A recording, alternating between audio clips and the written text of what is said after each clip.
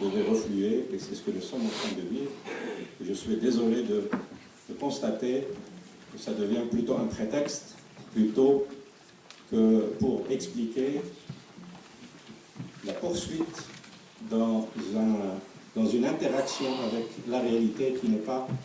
au niveau des attentes et qui n'est pas au niveau de l'ambition. Donc c'est dans ce contexte que le parti a vu le jour, et c'est dans ce contexte qu'il a commencé à travailler et à prendre sa place parmi les acteurs politiques. Sa venue avait évidemment secoué le champ politique. Certains se sont remis en cause, ont pris certaines initiatives pour adapter leur discours, leurs projets, leurs organisations à ce qui était et ce qui est encore largement attendu par les différentes couches de la société. Et c'est dans ce contexte que nous essayons de déployer, de décliner, d'affiner notre projet politique afin de continuer avec d'autres à combler ce vide. D'abord sur le renforcement du champ démocratique, et puis sur le travail, sur les priorités. Et les priorités, c'est le développement économique et social qui doivent mettre le citoyen au centre des préoccupations, mais le citoyen dans sa diversité. Et le citoyen dans dans toutes les dimensions du terme, en mettant la nécessité de décliner ce qui est acquis dans la Constitution aujourd'hui, l'identité marocaine dans sa diversité qui est reconnue, il faut désormais la dire, créer la place à tous les Marocains, et en premier lieu les Marocains du monde, en premier lieu parce que jusque-là ils n'avaient pas la possibilité de participer de manière active d'abord à défendre leur attachement au Maroc et leur lien avec le Maroc. Deuxièmement, à participer à la dynamique de développement du pays et aussi à défendre à leur manière les intérêts des leurs au Maroc, puisque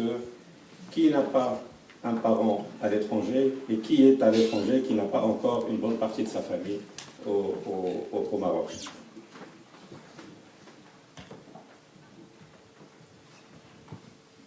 Parler aussi de la régionalisation avancée et en faire un véritable levier de développement économique et social avec de nouvelles perspectives que désormais la gestion centralisée des affaires publiques ne permet plus d'atteindre, et qui permet d'ailleurs de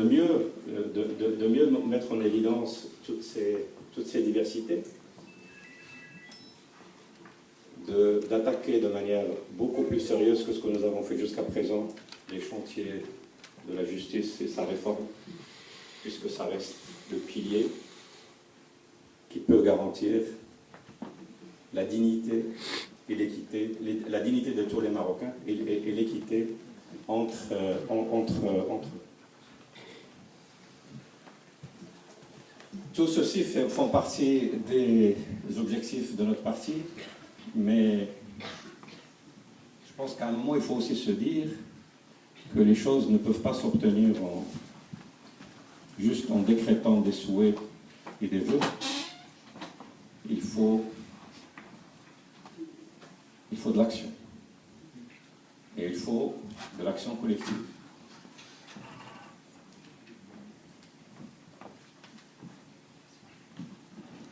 On m'avait dit un bouton, ليس نيل المطالب بالتمني لكن تؤخذ الدنيا غلابا.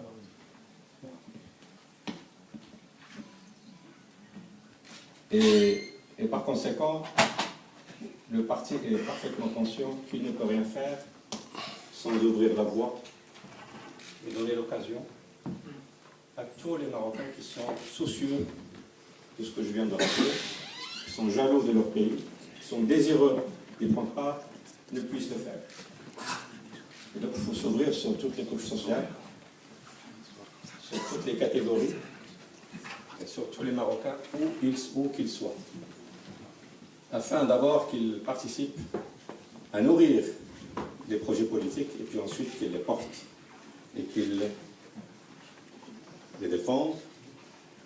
et qu'ils les réalisent, et qu'on les réalise ensemble. C'est le sens des dynamiques diverses et plurielles que nous avons initiées aussi bien au Maroc qu'à l'extérieur. C'est le sens de cette dynamique de renforcement des structures dans les différentes régions, dans les différentes provinces, l'ouverture et la structuration du parti sur différentes couches socio-professionnelles, catégories sociales, les jeunes, les femmes, les étudiants, et aussi le sens de cette ouverture sur l'extérieur que nous avons déjà faite ou initiée dans un autre pays européen qui est la Hollande, un pays où la communauté marocaine est très importante, très ancienne, très bien intégrée dans une large partie de sa composition à la vie en Hollande, très attachée à son pays et qui a besoin à ce qu'on, comme c'est le cas d'ailleurs en France, et c'est le sens que nous rencontre aujourd'hui, et qui a besoin à ce qu'on rénove la manière d'aborder la relation et la question des Marocains du monde. Je crois qu'il faut une profonde révision de cette façon de... Les attentes des Marocains ne sont pas les mêmes. Nous avons nous avons en face encore la première génération, mais nous avons aussi la deuxième, la troisième, et dans certains cas la quatrième. Et les impératifs ou les attentes de ces différentes générations, ne serait-ce qu'en raison en génération, ne sont bien évidemment pas les mêmes. Leur connaissance du pays n'est pas la même, mais c'est au pays, c'est à ses responsables de faire l'effort qu'il faut pour adapter les dispositifs d'interaction avec eux. Et dans ce domaine, en tant que parti Authenticité et Modernité, nous œuvrons, en tant que parti de l'opposition, à attirer l'attention, à responsabiliser le gouvernement sur la nécessité de revoir ces mécanismes et la manière de fonctionner avec la communauté marocaine à l'extérieur. Qu'il faut aussi aider auprès des autorités des pays d'accueil pour éviter, et nous le constatons tous les jours, j'ai constaté depuis 2 jours que c'est des sujets qui reviennent en France, la stigmatisation de l'étranger, c'était largement le thème pendant une longue période, c'est désormais la stigmatisation des musulmans, même quand il n'est pas étranger. Et je pense que c'est très grave. Et notre rôle, c'est d'attirer l'attention et d'assumer nos responsabilités politiques avec ces autorités-là, pour éviter à ce que l'étranger, en l'occurrence le Marocain et le musulman, ne soit l'argument, ou ne soit l'objet de débat à chaque fois qu'il y a une élection, ou qu'il y a une crise qui ne saurait être justifiée autrement que par l'incapacité à lui trouver des réponses par ces politiques eux-mêmes. Donc c'est notre devoir aussi d'être soucieux et d'être présent et de porter votre voix au niveau qu'il faut. C'est pour ça que je pense qu'il faut aussi organiser et structurer notre capacité de travail. Et c'est le sens de ce congrès fondateur qui est d'organiser notre plateforme de travail en évidemment vous impliquant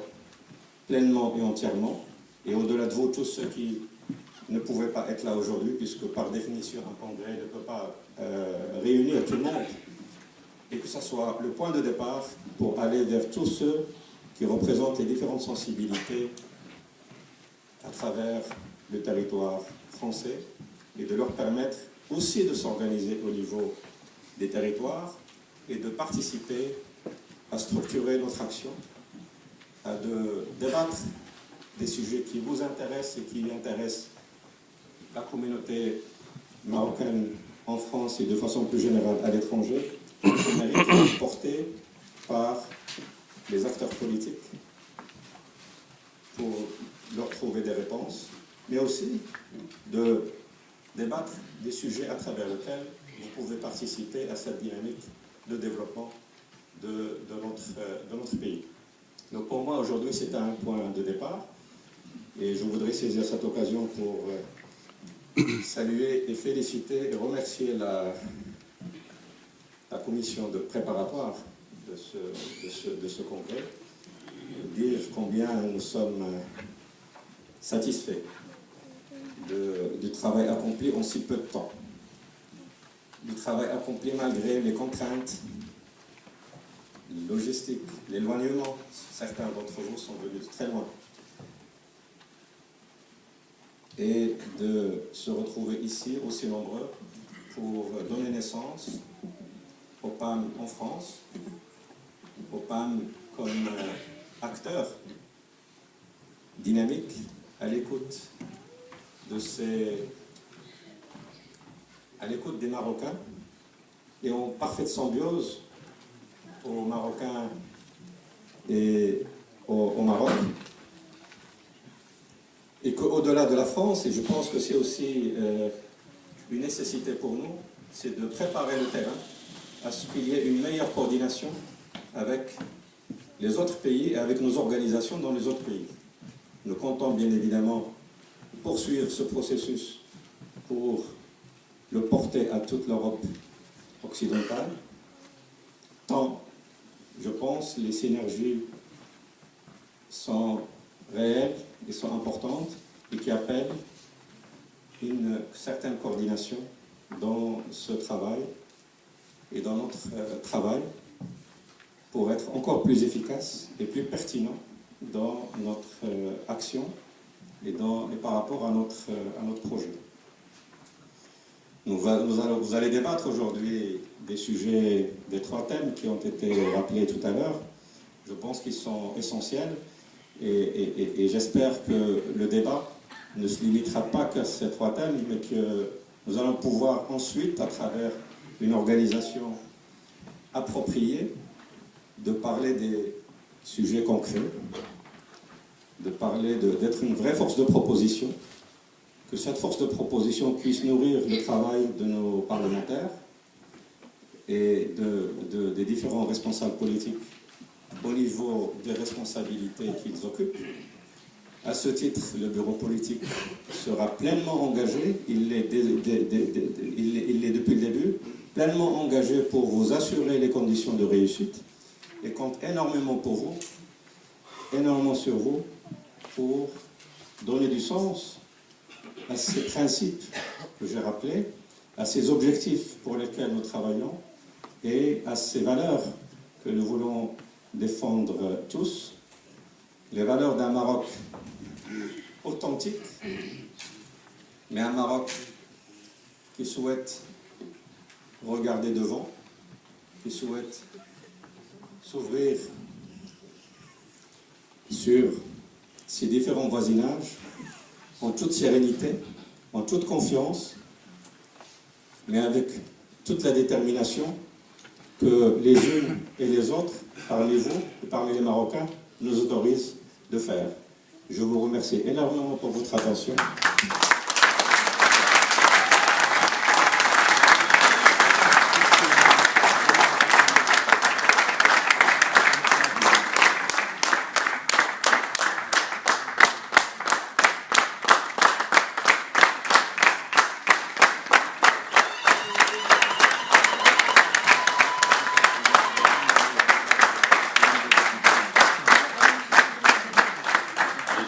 À partir d'aujourd'hui, nous serons tous fiers